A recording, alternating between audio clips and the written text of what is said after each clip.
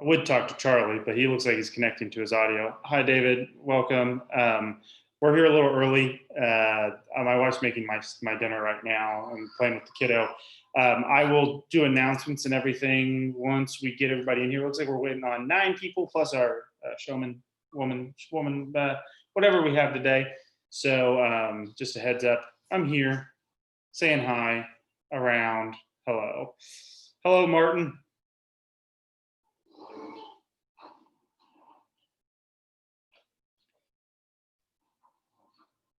Muted.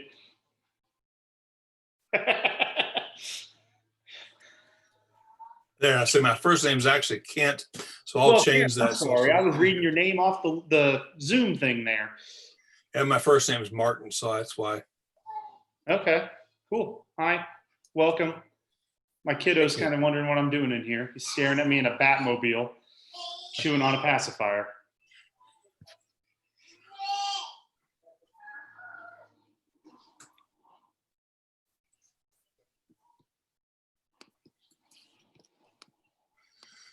I'm glad my background has changed. My office where I'm at is a mess, so at least you can't see it. This looks better. My office is a playroom that we built for the kid, except I've been working from home since we started building it, so I have overtaken the playroom as my own office for the time being. So on one half of this is a bunch of toys, and the other half is the side I call my office. So we have a nice share here. So you get sucked into playing with the kid a lot. I wouldn't call it sucked in. I volunteer. He's a lot of fun. Yeah, we miss our grandkids.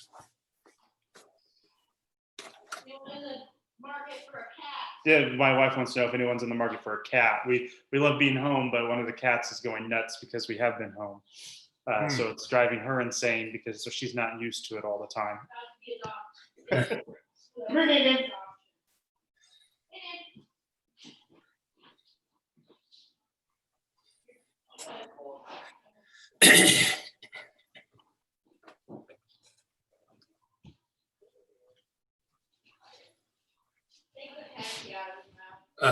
There he is. Uh-oh.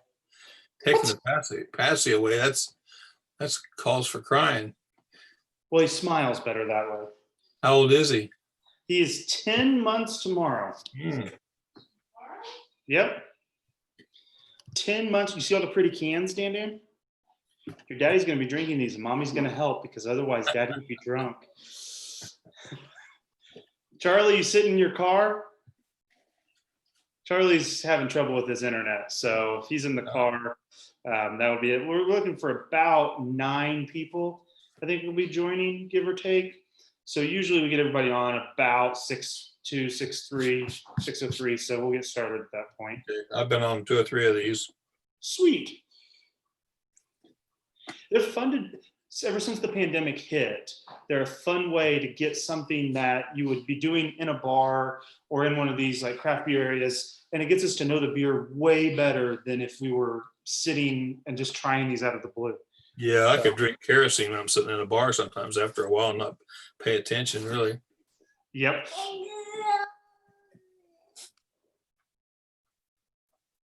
What's his name? His name is Daniel. Hey, Daniel. Right? I did. Mom says, time to go. Oh, you were gonna wait now. Time to go. All right, Mom, can you get you set up? I can't. Hey, how you guys doing? We're good.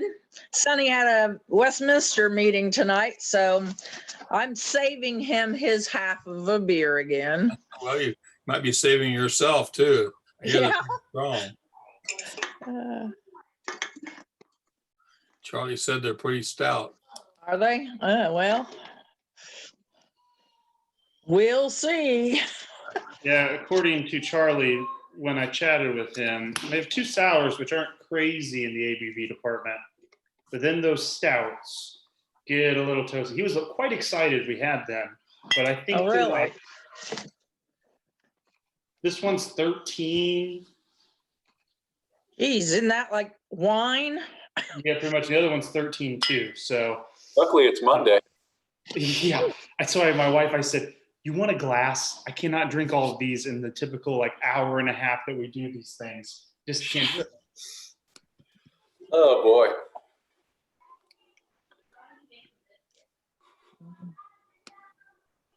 Ooh, coconut, chocolate, and marshmallow. Ooh.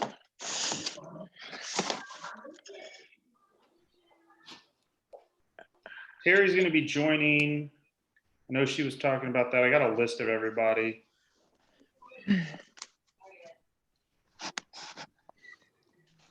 Gina Nixon is going to be doing the tasting with us. She's been with Prairie from the beginning, so she should be on here shortly. I just confirmed with them a little bit earlier. I see her picture Oh, there. I see her. Hello. He's Talking muted. about you, and it's like you're not there, and then all of a sudden, boom.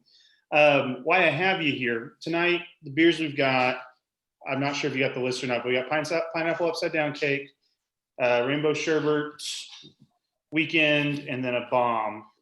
Do you have any particular order you would request us to sample them in? Might want to unmute yourself.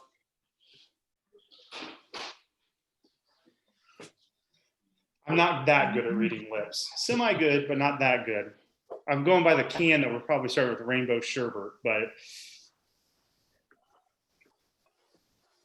Wherever she's at, it looks like it's still daytime.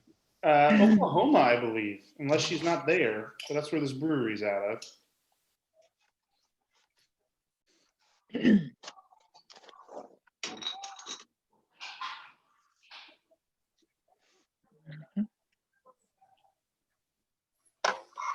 So here I am. Yes. Hi, I am in Oklahoma. So yes, I'd like to start with the sours. Okay. We can start with the rainbow. And Hello, hello. Can you hear me? Hi, Jim. Can you hear me? I can hear you. Yes.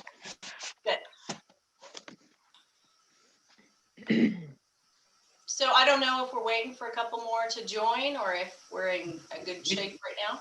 We have supposed to have 9 people show up tonight. Usually when that happens, usually about 7. Some people share screens and some people have their videos off. We usually wait 2 or 3 minutes after the time that we get started. But for everyone who's here, we're going to start with rainbow sherbet. So you can go ahead and open up. No need to wait for everybody else. I'm going to shut this door so the wife is making. Hey, guys. Crazy. I saw Charlie had been on just briefly, but Yeah, Charlie's are, so Gina, we'll go around and say hi, but I'm the host, Chris. So I'll be asking a bunch of questions tonight, nothing crazy. The other guy that typically helps me out is Charlie. He warned me this morning that his internet's been acting up. So he said he was going to go sit in his car somewhere and drink the beers. And I'm like, wait a second, Charlie, I don't think you can do that. So I don't know what he was just saying. I think he may actually just be sitting in his driveway drinking beer. So I don't know, but he was having trouble. So we'll wait just a few minutes and then we'll get started from there. Okay. Can you hear me now? Who's talking? Jim? I think it's Jim. Yeah, Jim is. Yeah. I'm not good at social media and all this technology stuff, that's for sure, because it's doing weird stuff for me. We can hear you, Jim. Michael's running behind. You can hear me? That's good. Yeah, we can hear you. So you're good there. Merry Christmas. Thank God the beer's here. Merry Christmas. Oh, good. Okay, so we'll wait and kind of drag our feet, but go ahead and open up your pineapple or rainbow sherbet, not pineapple sherbet. And then I will turn it over. She's calling me. That's Charlie. Going, huh? Hold on. There's glasses in the fridge down there, in the freezer. All this beer, you need to start drinking more. Really, these stout things. My daughter loves sours, but I am not a big fan, I have to say. I'm sorry. I buy the rainbow sherbet by the case. Do you really? Okay, that was Charlie. He was saying he was having trouble getting in, and he was wanting the phone number to call in and questions. I don't know. So we'll go ahead and get started. And as he calls in, we should be able to be good. I'll let Gina introduce herself. Is that Gina or Jenna? Gina. Gina was right the first time. Yeah. Yeah. So I'll let you introduce yourself, and then Okay. I'll turn it over to you to tell us about the beer. And then what we typically do is we kind of go through if anybody has questions. Great. We just kind of ask. It's kind of an informal tasting. We just like to learn more about the brewery and the beers and all kind of the stories and fun stuff around that. Okay. Yeah. So my name is Gina. I've been with Prairie for 6 years. That was roughly about the time Chase was really getting off the ground. So I'm the West Coast and Carter is the East Coast. He couldn't make it, so he asked me if I would step in, and I'm like, of course. So I have some of the beers here too.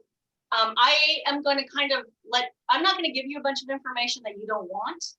So once I kind of start having a feel for like what kind of information you're looking for, then I can kind of feed in with some details on directions that you're curious about. So Rainbow Sherbet is a kettle sour beer. So that's what we do. We kettle sour things. Michael Lawley is our head brewer. He's been with Prairie from the beginning. But for those of you who don't know, we're Krebs Brewing Company. We're in a very small town in southeast Oklahoma. And when Chase developed the Prairie brand, he immediately had such large orders that he could not fill those in his small Tulsa brewery. So he approached Zach Pritchard, who is with Krebs Brewing Company. And the Pritchard family has brewed beer for generations, even through Prohibition. And they pride themselves on the fact that, you know, some of them went to jail for this. So they're like diehard beer fans. That brand was Chalk. And Chalk is short for Choctaw. So it was a recipe that they got from the Choctaw Indian tribe. And it was when the Italians immigrated to this area, they were just not getting the wine, the grapes and the wine was not turning out like they had hoped. So they got some recipes from the local Indians and they started brewing Chalk beer. And so they had been brewing beer for quite a long time. And then that's when Chase Healy said, hey, can you help me fill some of these orders? So they went on at what that time was a 30-barrel system and began to brew beer in 2012. So that was like the beginning of Prairie. So Prairie itself has not been around that long, but our brewery, Krebs Brewing Company, has been around for maybe getting really close to 100 years. So they're like generations of brewing in that family. So he approached Zach, and yes, so this is how this all started. Back then they were doing the bottle conditioned beer. So a lot of their stuff was very different than what you see now. They developed a recipe for kettle sour. Flair was our first kettle sour beer and was wildly successful. So we took the Flair base and we started adding things to it. Prairie prides themselves on not having a lot of nothing imitation, and they're really good about not doing anything but like pure adjuncts to stuff. Rainbow is sort of the exception, although it's still how they flavor it is still, there's no artificial anything, but it's a little different than some of the others. So it has they developed what they felt like was a sherbet taste to it. So it has orange, pineapple, and was raspberry. Yeah, raspberry. So those are the flavor profiles that you're picking up on. So we have sold this year in 2020, which is just sort of amazing, about 40,000 cases of this across the US. We do have a couple places in Europe, and China has picked up some. And so we just kind of have a couple that are not stateside distributors that we sell to as well. So anyway, that's the rainbow story. And now I'll just let y'all ask Okay, me some questions. So the first question I have for those of us, because I'm not actually familiar with how you do this, how do you kettle sour a beer? What does that mean? So what they do is they brew the base, and then they actually introduce Brettanomyces into it. So it's like the bacteria that is in yogurt, and they leave that overnight and it actually sours. Then the next day when they come back, they increase the temperature again, and it stops the souring process. And then that's when they transfer it into the fermenters and introduce the yeast, and it begins at that point to begin to ferment. So the old-fashioned way is to introduce the souring agent to it and then kind of let it go on its own, which in Europe, like originally when they did sours, could take years. Like literally there were some brands that were a little more exquisite that they would just take on the natural surroundings of things and just sour that way. Kettle sour is like a much obviously quicker process because they can do that within 48 hours. Okay, and then the other question I have is, this is a very unique flavor group. Have there ever been other variations of this that have been done in different formats, or has it always just been this recipe? This for the sherbet part, we haven't, as of yet, we haven't like varied from that. So the way the Prairie model works is we have a couple of year-round beers, and if anybody's interested, we can go over that. But Rainbow was just a monthly release. So every month we try to come up with a new release. Rainbow was I believe it was 19. I should have looked this up. That would have been helpful. It was just a monthly release, and people could not get enough of it. So we brewed a little bit more, and then that went crazy. And so we just kept brewing it. We're like, we should just make this year round. So Rainbow Sherbet, just the way you have it, is now one of our cores that we brew year round. We have not had any variations on this particular. Now the base, which is the flare base, has been all of our sours have been the base. And then we just put the different adjuncts on them to make them a different variant. Okay, open for other questions. Here's, Gina, for your perspective, I can sit and ask you questions all night long. If no one else asks questions, and I just keep asking questions. Okay. But I'll turn it over if anybody else has them. I see Charlie popping in and out. I know he had a list of them. Okay. He was so excited about joining. Anybody else is open. Whoever wants to ask, go for it.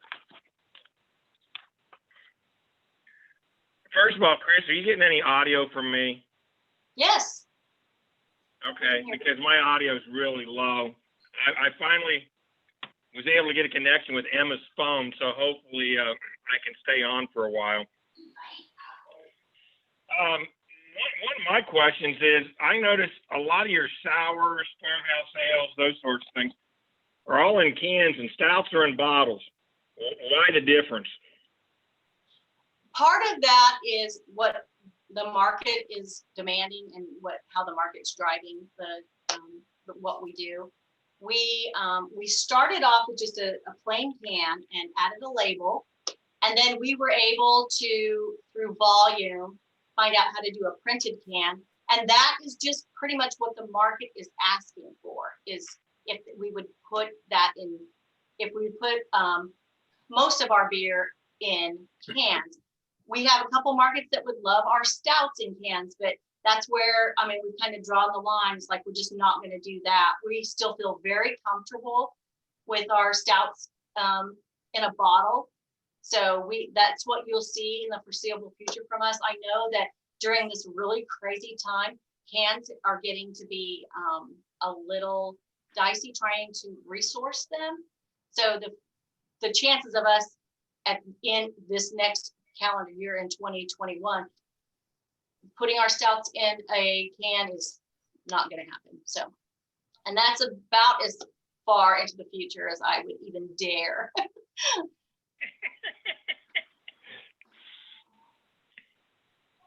Okay, question I have, and my wife took the can away. Crazy artwork here. Where's that come from? They're kind of very unique cans. So the Prairie artwork is just a huge part of the Prairie experience.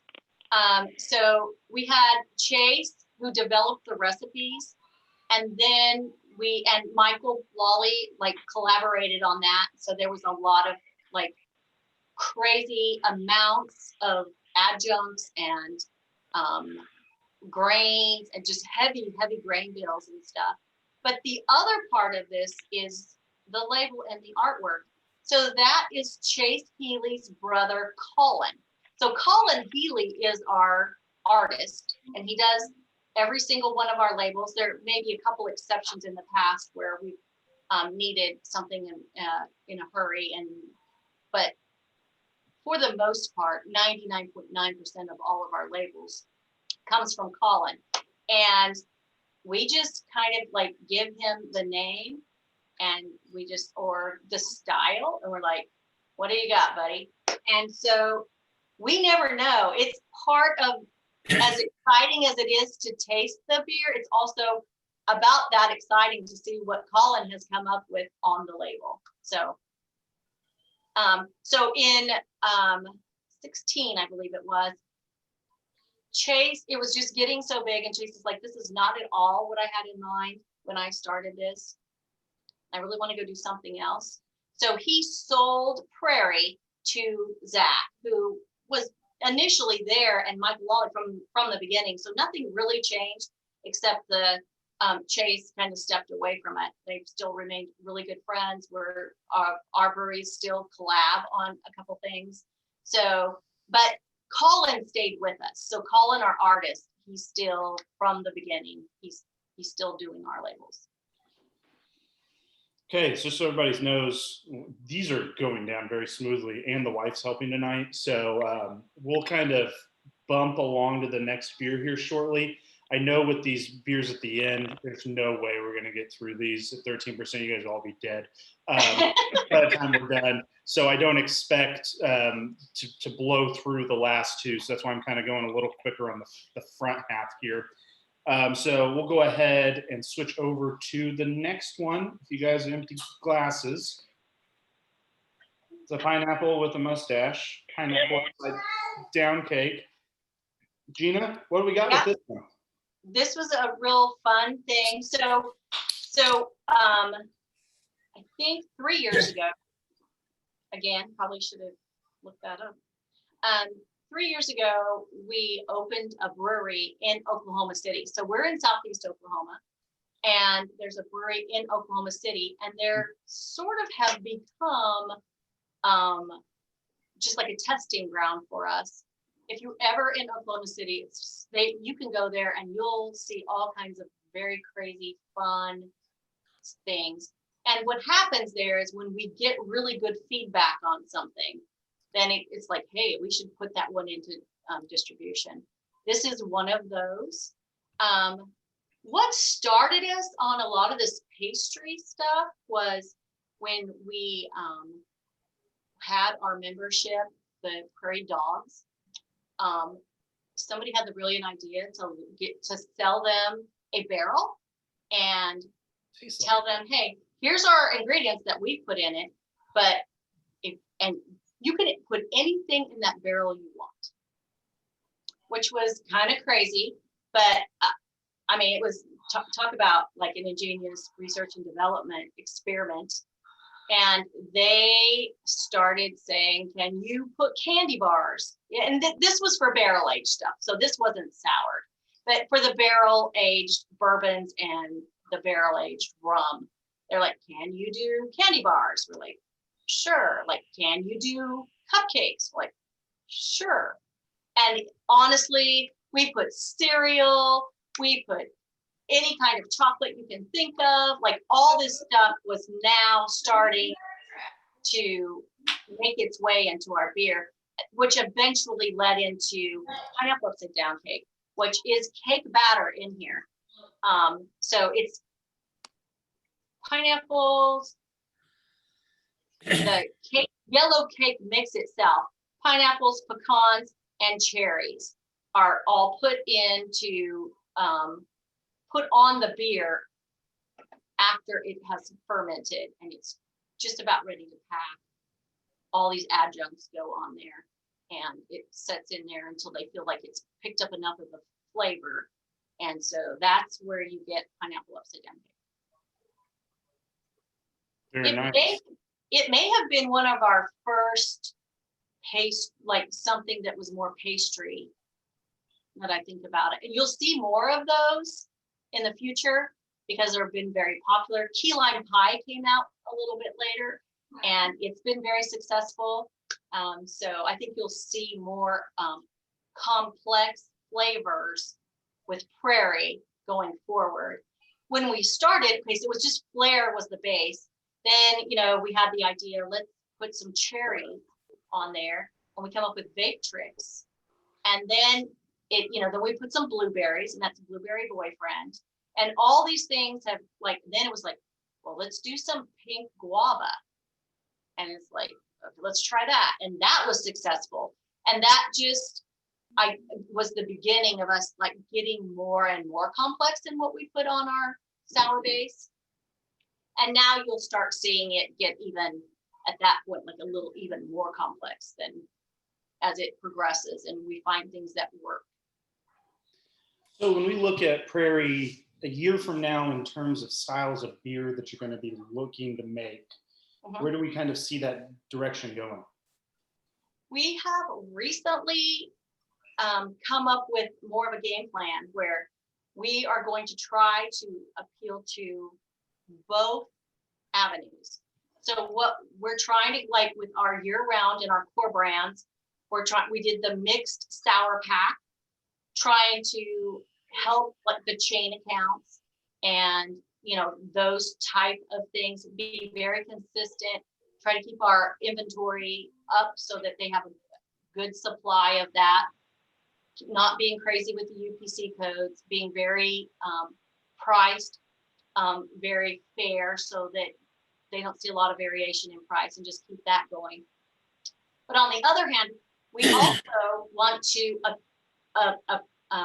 appeal to those craft beer people who want to see cutting edge. They want to see something new. They want to see something that really pushes the flavor profiles.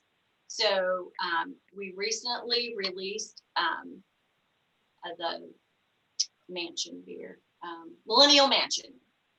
So it's what we call the Imperial Pastry Sour. So it's a higher ABV. They tweaked the base of the beer a little bit.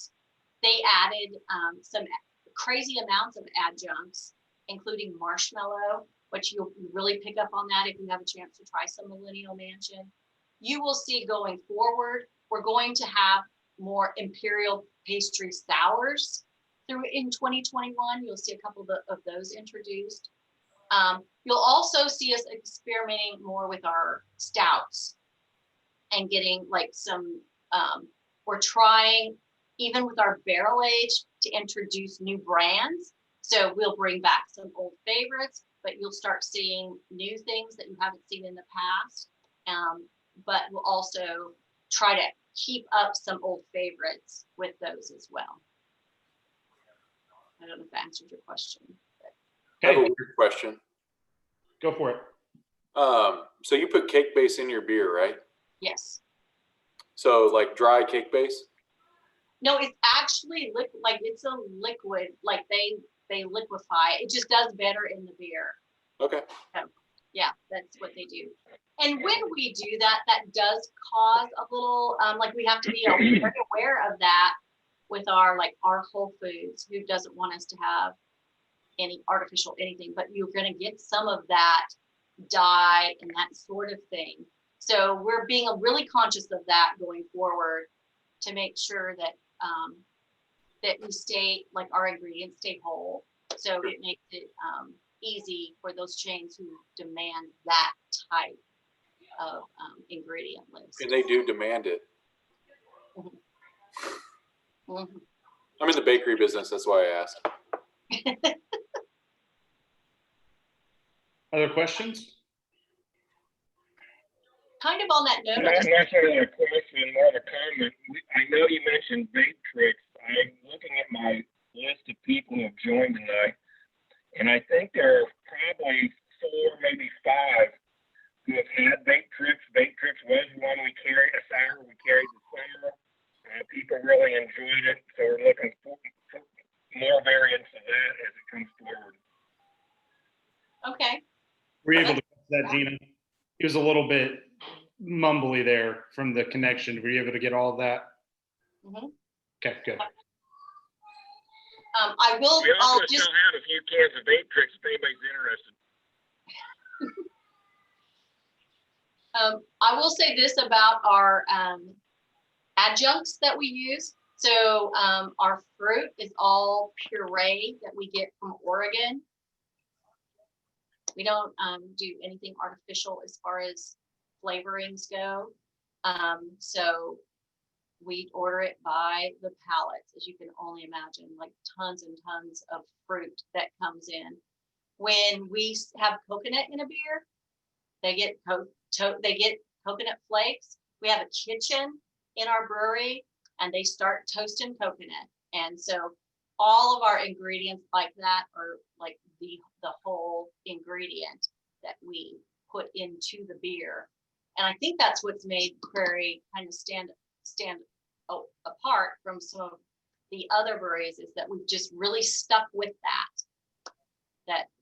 if it says ginger, we get the ginger root, they blanch it, they slice it up, they do it that way. So whatever adjunct they say is in the beer, it came as whole as we could get it.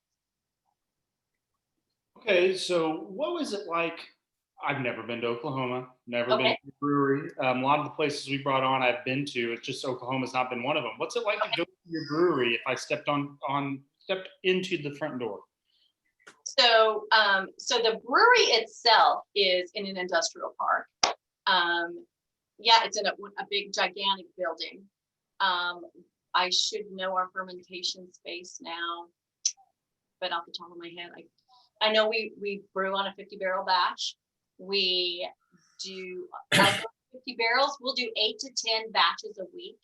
So they pretty much go all week long from morning to night. It's as you walk in, you see that is where it starts. It gets, and then we have all kinds of fermenters.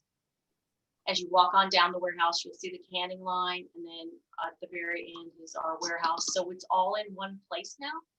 So we all worked there prior to March, and then in March they're like, go home. And so since then, I'm home.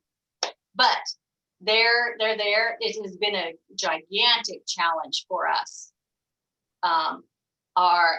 March, we were, our sales were hit pretty hard. I feel like under the circumstances, we're super fortunate.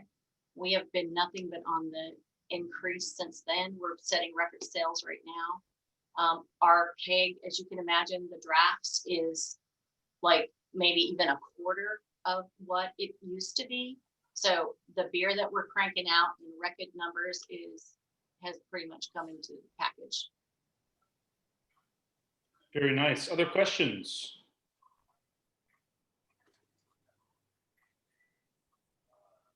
Okay, so I'll ask. I might have missed it. Go ahead, Aaron or Evan, wherever you are. No, that's me. So I was like running around at some point trying to get dinner made. But so when did Prairie start?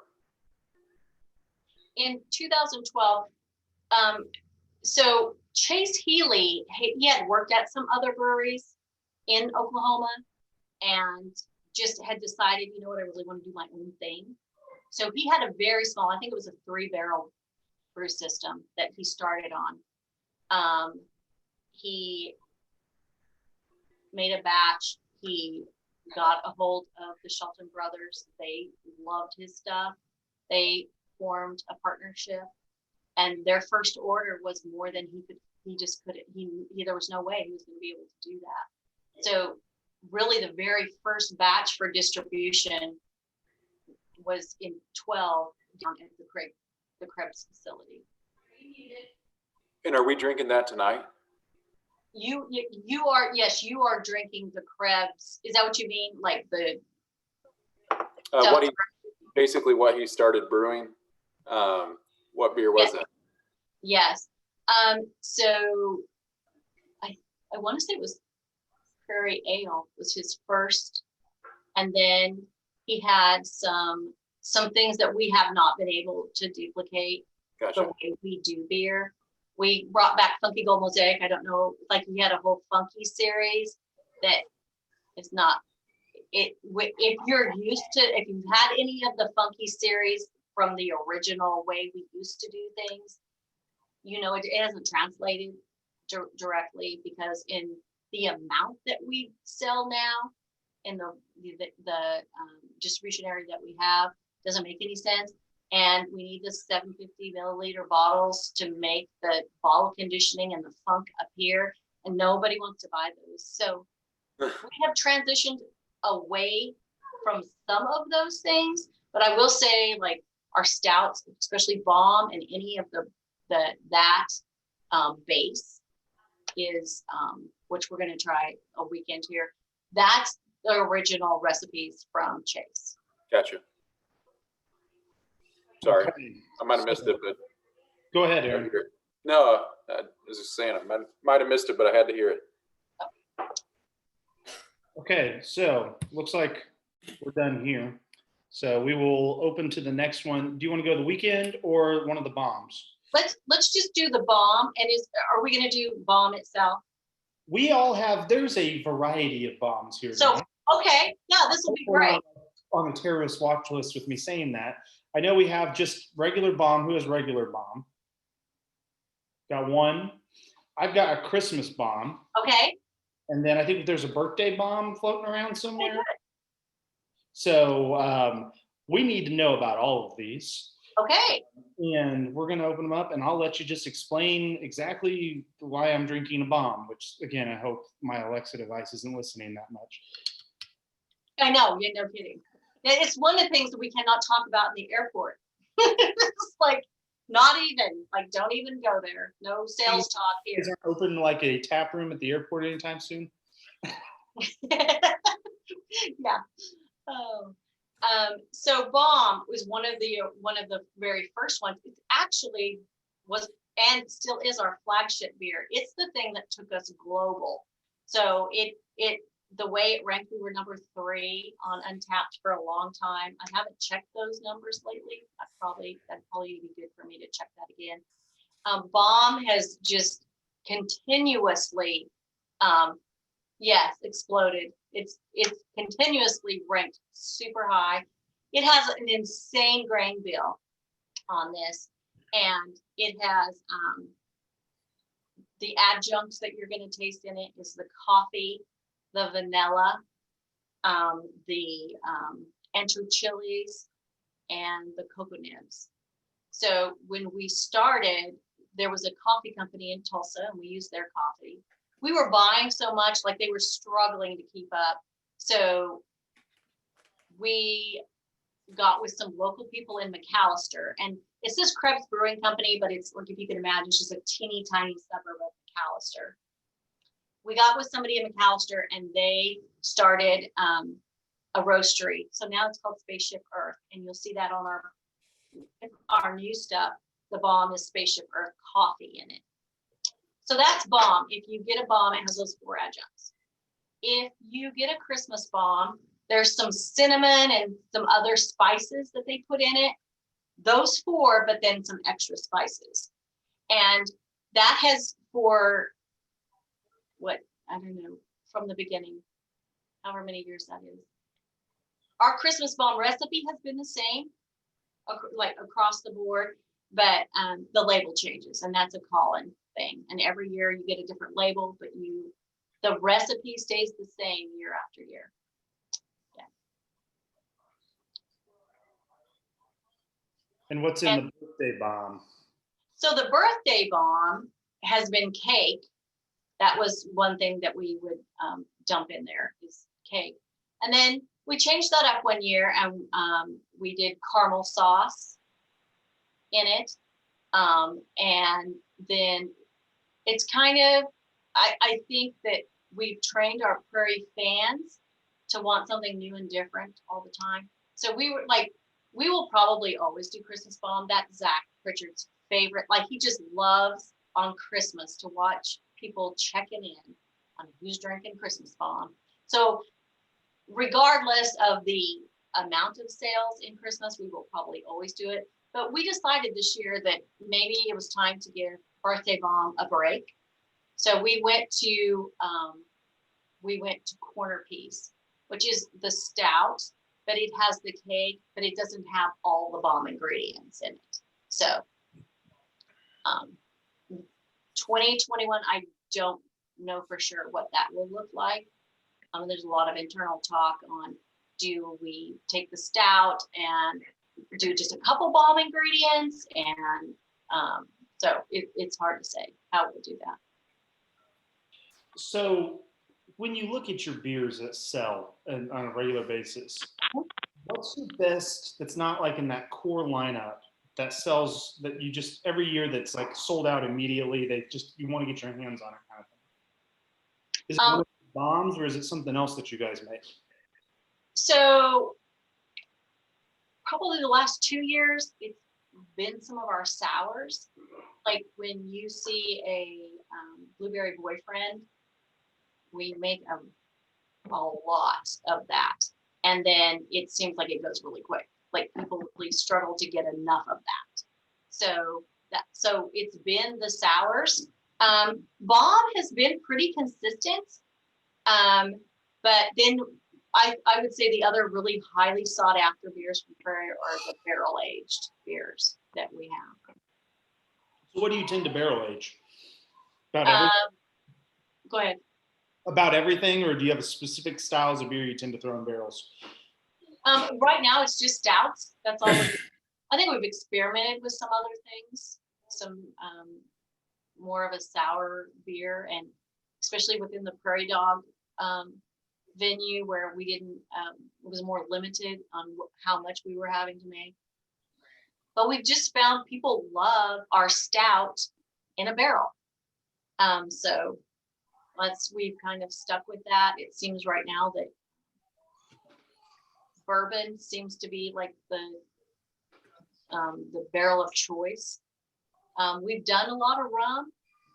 It doesn't seem to be as highly sought after as the bourbon. So this year you'll only see bourbon. And going forward, I'm not really sure how Zach comes up with how he sources barrels.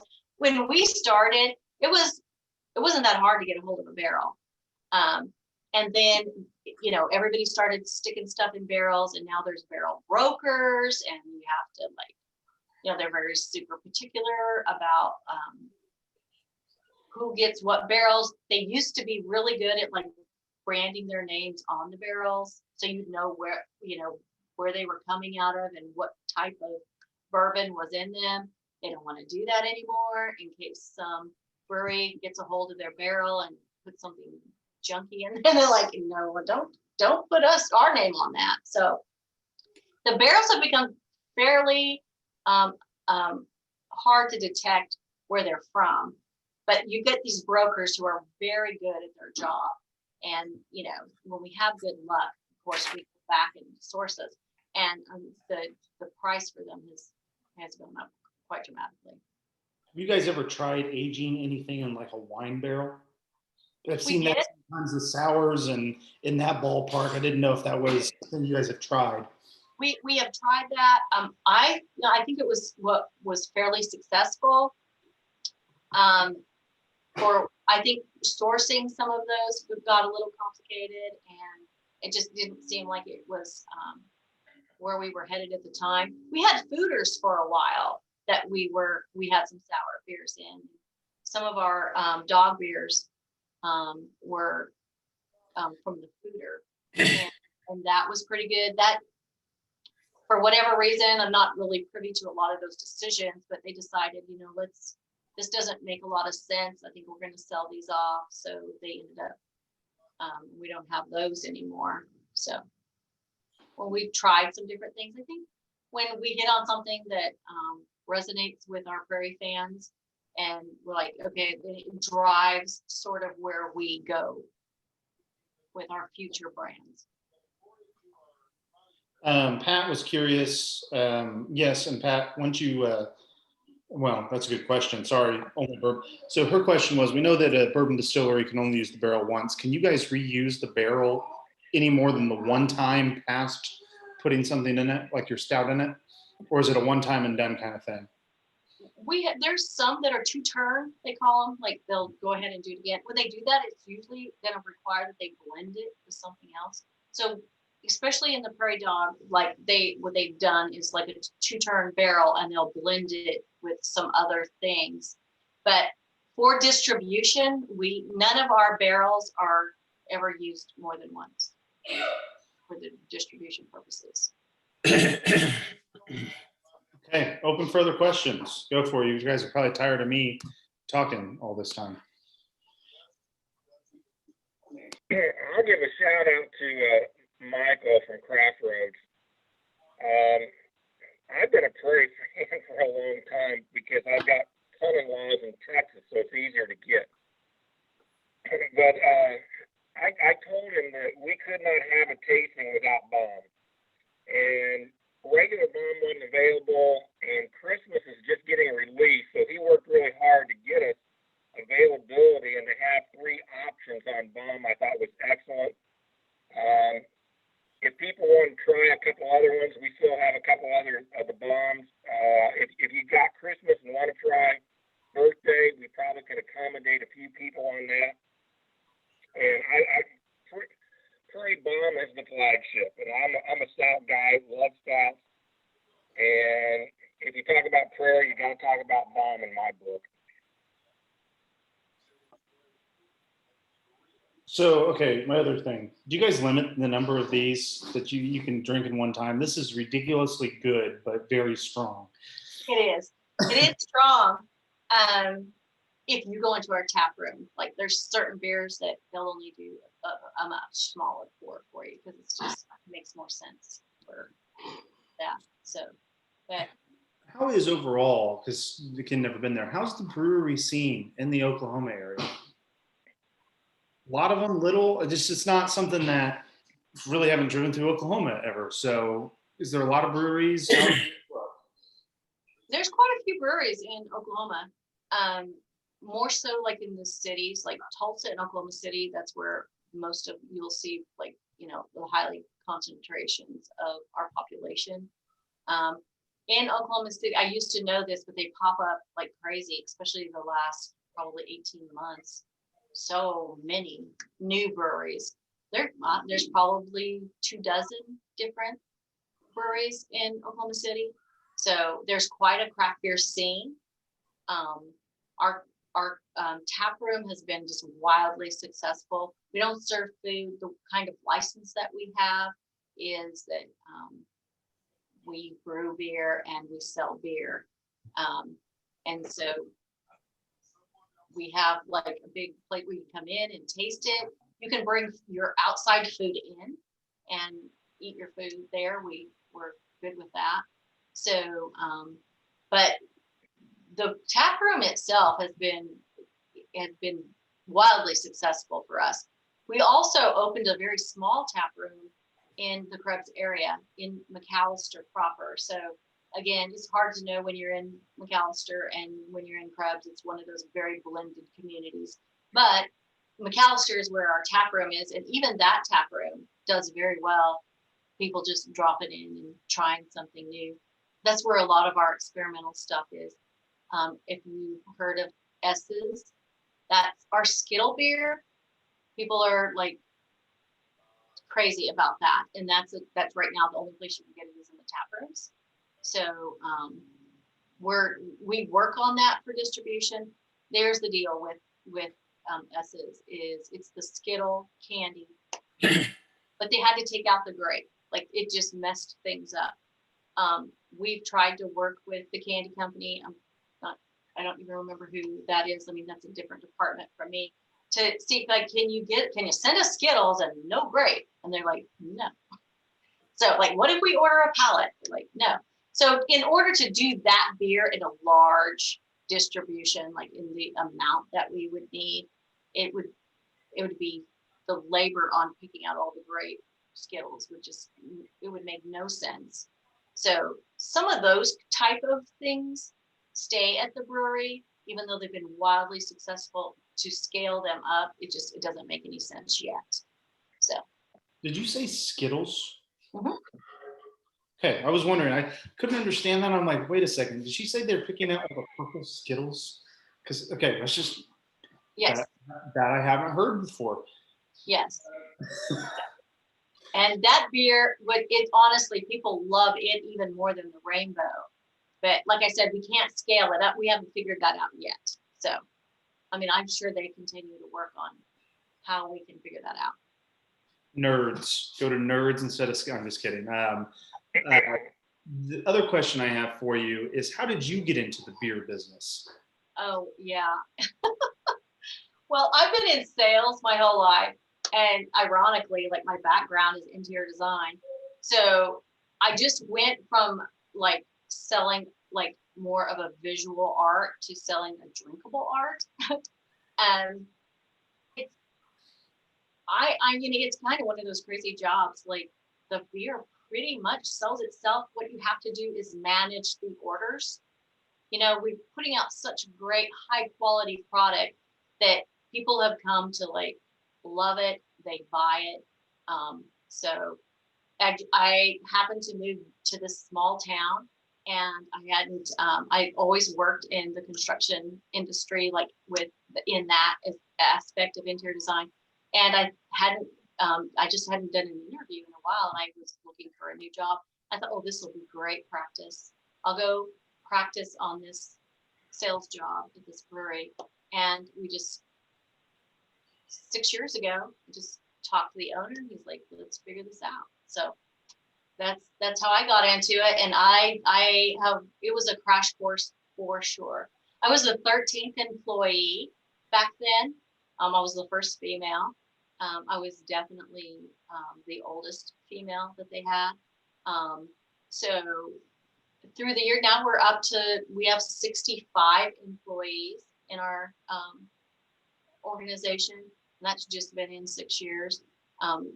It is almost unrecognizable as the same business when I started. We've grown it to today. Okay, so the wife tells me she's finished. Go ahead. Go ahead, Charlie. I was wondering, if you've been there that long, and I know how sales go, what is it about Prairie that has allowed you to, or kept you there, and continue to work selling beer? Can you help me with that question? Can you say that again, Charlie? I apologize. After this long, what is it about Prairie that has kept you there? He wants to know what about Prairie brought you into wanting to work for them.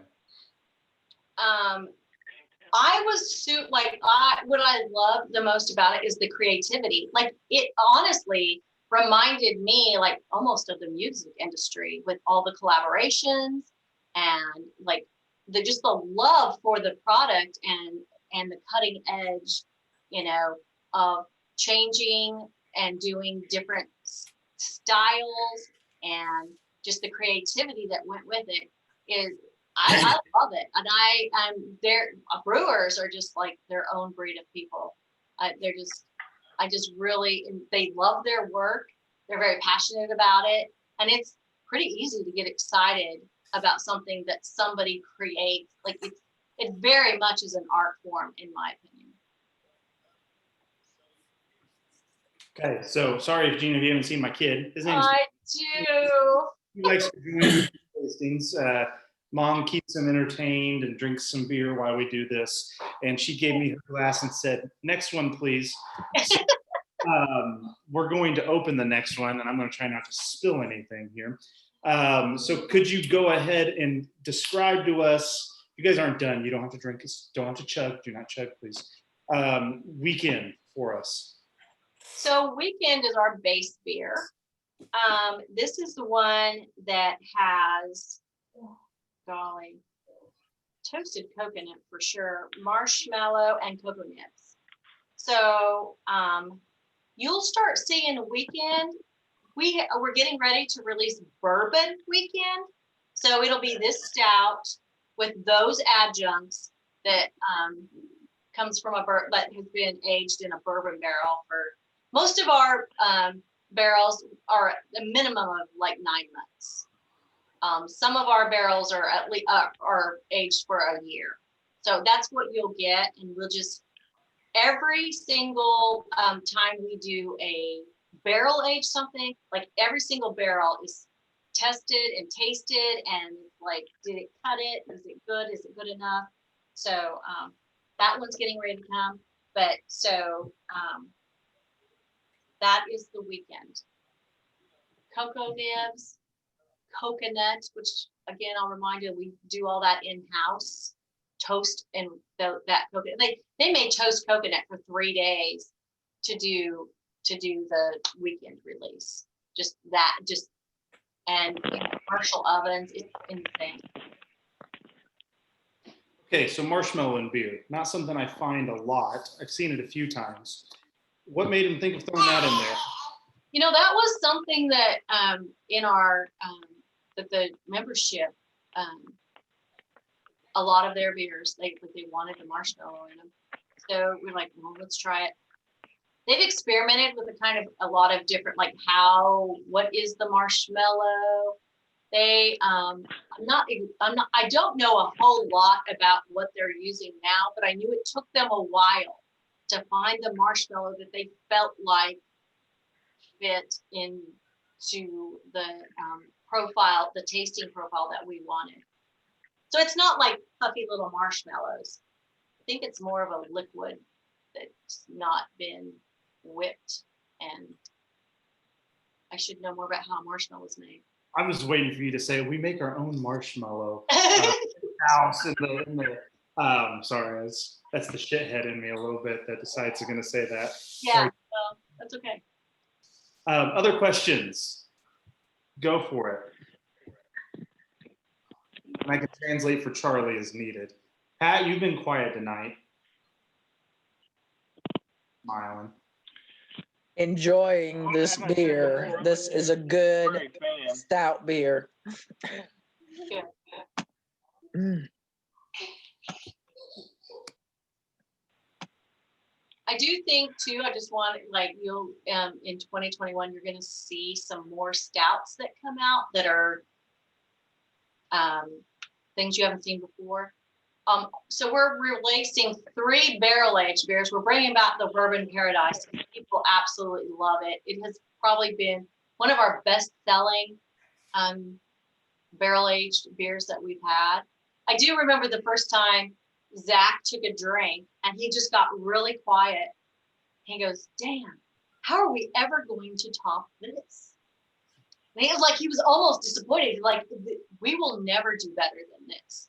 So it was kind of one of those moments. And since then, like, we've had some other really crazy stuff. We're coming out with Mocha Noir for the first time. So it's a barrel age that has a couple different kinds of chocolate in it and vanilla. So, and some of you may have had a chance to get a hold of some of the deconstructed bomb that was out there 2 years ago, maybe. So what we did is we took the base and we only put vanilla in one, then we only put chilies in another one, and then it was only chocolate, and then only cocoa nibs. So we had it deconstructed so you could kind of experiment that way. That was a successful distribution release for us too. Okay, and then for someone, I'll be honest, the only time I've ever had Prairie beer has been at Twin Lions when I've been up there, and really haven't heard, that was the first time, haven't seen it a ton elsewhere. What are your everyday year-round beers? and that I maybe look for? 'Cause I don't know what they would be. I know vape tricks. I know the ones that I have tonight. That's about it. So could you elaborate a little more on that? So we have 5 that we try to keep in inventory all the time. So those, you can order those, as needed. Bomb is a year round. Standard, Prairie Standard. Standard is just a really delicious hoppy farmhouse. We keep that year round. Phantasmagoria is our double IPA. That one's a little harder to get hold of because we brew it in very small batches because we don't want it to sit on the shelf. We don't want anybody to ever have a negative Prairie experience. So we just want to make sure that there's not so much out there that has a chance to get stale. But Phantasmagoria is a year round, and Vape Tricks is a year round. And then recently we added, this last year in 2020, we added Rainbow Sherbet. So there's 5 of our core brands. Next year in 2021, we're going to add Slush. So Prairie Slush will also be a year round. So those are what you can order from us all the time. Charlie, special request. Go ahead, Some Eric. of their IPAs. And we'll have to get with Michael on that because I've not seen any Prairie IPAs on their list yet. Gotcha. We do carry a standard. I don't know if I could survive it, but I'm gonna try it. So Gina, what's your favorite beer that you guys brew? It's the one I have open. Okay, and then The one that's cold in my refrigerator, that's my favorite. There's the thing about Prairie is we're just so diverse from having such amazing stouts. And I mean, sometimes I'll go a very long period of time before I have a bomb, and then I'll drink it again. I'm like, this is so good. Like I forgot how good bomb is. But our barrel age program is just fantastic. So hard. I love Phantasmagoria. That probably is my favorite style of beer. And then the sours, like every time you taste one, you're like, oh, this is going to be the best one. And then it's like, oh, wait, wow, that's really good. So it's hard. It's hard to say, but. okay, so then I always ask this question. We've done this is 6 or 7 virtual beer tastings we've done since March. Okay. So, I always ask 2 questions. Okay. Number 1, if you could only drink one beer for the rest of your life that's not a Prairie beer, what would that be? Okay. So we have a local brewery here, Coop. So they have an F5, which is an IPA. If that's the only beer I had access to, it'd probably be an F5 from Coop. Okay, and then the other question I always ask is, what made you decide, besides your bosses telling you to do so, that you should join us on a Monday night drinking beer for some people in the middle of nowhere? Well, it's funny because this is my favorite part of the job. I'm kind of an extrovert anyway, and I'm kind of Part of the job. sequestered here. So when I have a chance to talk to people about Prairie, it's really easy to talk about. I don't always have a lot of the facts they're looking for, but I don't know, it's really easy to talk about. I love it. And I love seeing people who also would spend some time on a Monday night listening to somebody in another middle of the nowhere. So. Okay, so I'll turn it over to everybody else. I'm currently watching my kid take red Solo cups and knock them down in a big pyramid behind you, so you can't really see that. But that's why I'm smiling, not making fun or smiling at any answers that are being given. Just he's being a terror back there. So I'll turn it over to any other questions as we go. Pat, go ahead. Or are you just waving at the kiddo? No, I got a question. In your list of year-round beers, I didn't hear the stouts. So are the stouts only winter beers? No, we do bomb year round. So but it is the only stout we have year round is bomb. The weekend? That was a one time in February. Now Ah. you'll see other versions of weekend. We had a Okay. holiday weekend, which had some cinnamon in it. And I have a feeling because it's been successful, you'll start seeing some other kind of weekends, Mhm. but it'll This be, is like dessert. This is good. I agree. Oh. And I'll drink a stout year round. I don't care if it's a cold weather beer or not. So,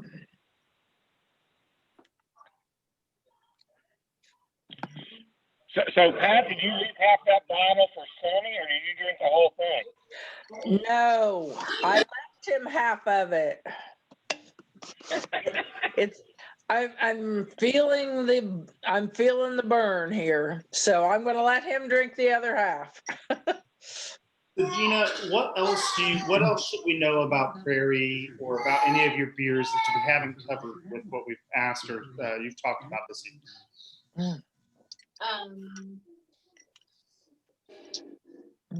Well, I kind of think about, we really are like, our goal is to be in every single state. We're not yet. We have a couple states that we don't distribute in, not because we're not trying, but we're really working on a couple of those states that we don't have distribution in. We're constantly like tweaking and trying to like come up with something cutting edge. So I'll probably have mentioned that. And then There's quite a lot of research going on. And then what's your favorite Prairie story? A story that if you look back 10 years from now, you'll laugh every time you tell it because it was just so much fun or a interesting experience during your time working for them. Some of the craziest Prairie stories I have, it has to do with production. I can't believe some of the stuff we do. Like, are you kidding me? Well, what are we really going to do that? So one year through the label approving process, some wires got crossed and we had the wrong UPC code on our bomb bottles. And we packed a whole batch, which is 12 pallets. So there's 120 cases on a pallet and 12 bottles per case. And we packed them all. And we had to go through every single pallet and take out the bottle and put a sticker over the UPC code. And yeah, I thought that was going to drive a lot of people to Funny Farm because it was very crazy. But it turned out to be just such a fun time. It was kind of mindless. So you could just stand there and visit and just go through and put your sticker on over the UPC code. So some of our crazy debacles have been like those kind of are you kidding me moments in production. I have a question for you, Gina. Okay. My wife wants to make a pilgrimage to Powhuska so that she can stay at the Pioneer Woman's overnight. Would I have to drive by a brewery of yours to get there? I believe you might have to go through the Tulsa area at least. I would recommend that. Okay. You could probably bypass it. But so I'll tell you a little bit. So we have like 3 locations. One of them is in Tulsa, and Tulsa is a restaurant and brewery. Totally worth the pilgrimage through there. So we have a brewer there, and he's always trying new stuff. So you can pop into the Tulsa Brew Pub and have a unique beer that probably has not been distributed yet.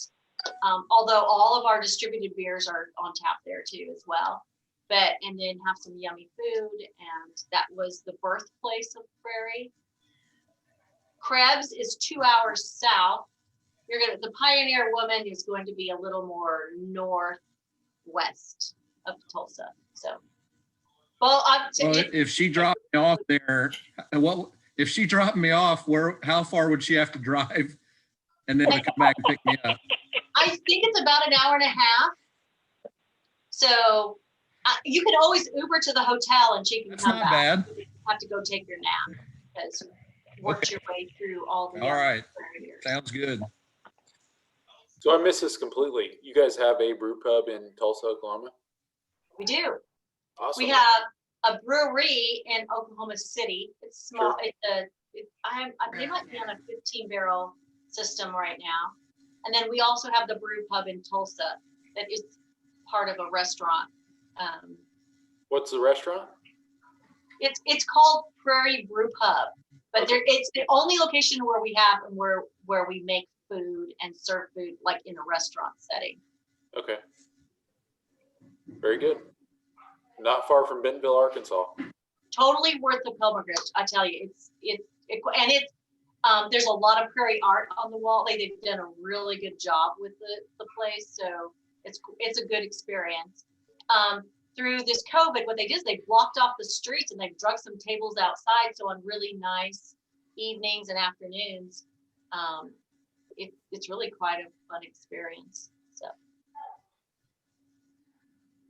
I'll open it up. Well, there's the kid crying. Sorry. He fell.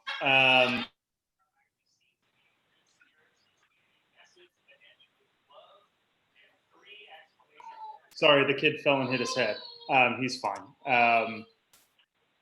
Last minute questions. Anything? I know that. Okay, in case I break up, help me out here, Chris.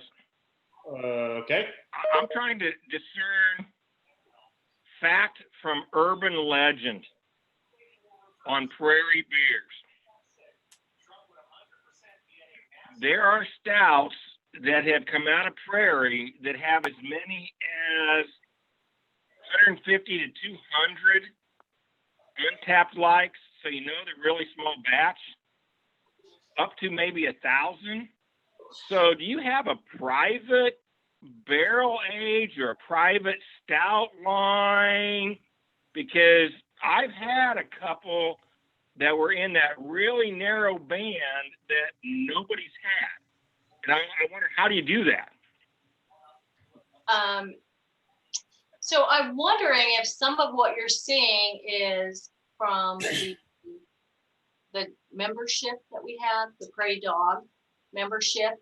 If that's what you're seeing with some of those really, really small numbers. Also, like if they may go on Untapped if they're in our brewery and it doesn't ever make it to distribution. Like the only place it's ever served is at the tap room in Oklahoma City. So, I mean, there's that possibility. Well, I have a pretty large Untapped number, of which I'm not going to share. And I think I've had two that I've rated as a 5. And one of those, and excuse the name because I've got another question as a follow-up. It was Jimmy in My Mouth. And it was apple brandy barrel-aged stout. It's only had 200 check-ins, and I'm trying to figure out why is that? I don't think you purchased that from it didn't go into distribution. I'll tell you that. That is correct. Yeah, so it was probably from the membership. So somehow ever you were able to get a hold of it. So what we did in the membership was they could buy a barrel and they could put anything in they wanted and we would bottle it for them and they got to choose a label, and that must have been what you. So Jeannie, I would guess that's probably true. So as a tag to that, who writes the descriptions for your beers on Untapped? Because they're as creative as the artwork on the bottles and cans. Probably the taproom managers for the most part. I know that head of sales, he does all of our descriptions that are for distribution. So I don't think it's one person. I think it's just like whoever gets there first. Okay, are there any other questions we have from the group? We usually try to wrap it up. We're a little early tonight, but I also realized we weren't slamming beers like I normally do. Normally we have like 4 16-ounce beers. And it's like, okay, 30 minutes of beer. This was a little quicker because I was sharing with the wife, which made everything a lot easier. But any other questions that we have from anybody else? This is your chance to ask Gina about anything Prairie related that you ever wanted to know. Well, Gina, can you share again the membership item? What is a Prairie Dog membership that you were talking about? So what we did is we kept it to like a number that we wanted. I want to say the first year, and that was in 17, like we 200 members, and that was it. So what you got with your membership was you got some exclusive beers that we didn't distribute. Like you were all, and a lot of those were blended barrels and things that were highly adjunct. Well, the second year they had this idea, let's let the members buy a barrel, which is 33 cases, and do anything they want with it, name it. And so you would buy into this membership, and that was one of your perks, is you could buy a barrel from us. We will adjunct it, we will bottle it, and then you have to come and pick it up. So those are some pretty fun stories. So it is pretty crazy when we have a release of where like a barrel release, and all of our members like descend on us, and it's something like Woodstock craft beer style. They'll set up signs, they'll trade, they'll set up little tents, there'll be food trucks there, and they just come and they share the beers that they created. They'll have other collectible beers from other breweries, and it's quite the thing. We will not have a membership go for the next calendar year. So in 2021, we will not do membership. I think that's a very highly driven by the whole COVID thing. Like we cannot ship beer to individuals. That's not what, that's one of the laws in Oklahoma. We cannot do that. So they would have to come and pick them up, and exposing our warehouse and exposing our Prairie members to all that togetherness, we decided we're just going to take a break. So we do not have a membership for 2021. We're just going to probably play that by ear going forward. But when the membership, you got a handful of things with that. You've got like some special artwork, you got some glasses, you got some t-shirts that were unique and only for members. And so that was part of the membership when we were doing that. For, I think we had it for 3 years. Any other questions? If not, thank you, Gina, for taking the time. Oh, it's been my pleasure. Oh, I was going to say, do you have something else? Cool. Thank you for joining us and taking out the time on a Monday to drink beer with a bunch of random people that you've never met. I'm sure it's very difficult and probably the worst part of your job that it ever is. But I do appreciate it, and I know we all do. I will say from my experience that these beer tastings teach us a lot about not just the beer, but the breweries behind it. And a lot of times when we see that name on a menu, when we're somewhere else outside of Twin Lions or even at Twin Lions, we're willing to give it a chance because we know the story back behind it, and we know that it's going to be a good beer. So I appreciate you taking that time, and I think everybody else feels the same way. If you guys do have any other questions, I can always pass them along. But thank you again for taking the time to do this. You guys' beer is great, and I knew that going into it, but you guys do a great job. Oh, thank you. Thank you. Okay, if you guys are all said and done, I know that Terry at Twin Lions will have some extras of these. So if you have beers that you want, Pat, the weekend, probably some left. You can always shoot Terry a message on Facebook, give her a call.